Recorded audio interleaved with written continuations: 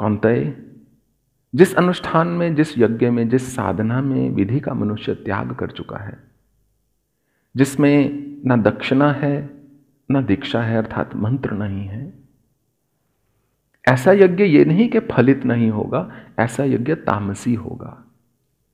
तामसी यज्ञ को आप वो फल मान लीजिए जिसके अंदर बीज नहीं है। फल का रस तो है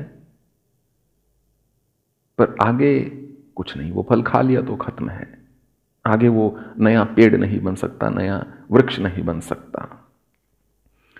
और जो विधि का त्यागता है, यो शास्त्र विधि उत्सर्ज्य वर्तते कामकार्थ, वहां ने कहा ऐसे व्यक्ति को जो विधि का त्याग करके मनमानी कर रहा है, उसको परम गति या सिद्धि दोनों में से कुछ प्राप्त नहीं होता। अब प्रश्न है कि तो क्या मनुष्य दीक्षा के बिना जीवन में आगे चल ही नहीं सकता? ऐसा कतई नहीं है। हर वो बच्चा जो आईएएस बनता है जरूरी नहीं उसने कोचिंग ली हो।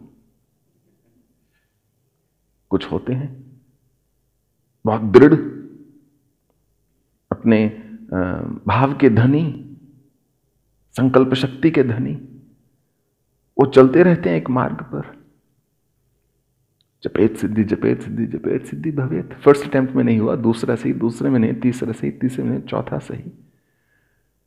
कुछ होते हैं उनके पास best of the best coaches होते हैं, वो जहां जहां भी मिलती है बेस्ट कोचिंग लेंगे। पेरेंट्स ने एयर कंडीशन रूम में रखा हुआ है, उनके पास लेटेस्ट आईफोन होगा, सबसे महंगा लैपटॉप होगा, सारी सब्सक्रिप्शंस होंगी, सारी बुक्स होंगी, सब कुछ होगा, फिर भी प्रीलिम्स तक नहीं पहुंच पाते। तो बहुत कुछ निर्भर करता है कि साधक स्वयं कैसा है। तो फिर ना दीक्षा बाधा बनती है, ना गुरु का होना या ना होना, बल्कि अपने कार्य में ना रत रहना, अपनी साधना ना करना, ऐसा विचार करके कि जब कोई अच्छे गुरु आएंगे वो दीक्षा देंगे तब मैं आगे चलूंगा। तो हमने तो दीक्षा को भिक्षा मान लिया, फिर दीक्षा आगे कैसे चलेगी? दीक्षा से हेल्प हो जाती है। रामकृष्ण परमहंस ने कहा कि वो कश्ती देख रहे हो, गंगा जी में एक छोटी सी कश्ती जा रही थी। ऐसा नहीं कि ये कश्ती अपने आप पार नहीं लग सकती, गंगा मैया के इस छोर से दूसरे छोर तक जा सकती है, परंतु दूर एक स्टीमर जा रहा था उस समय।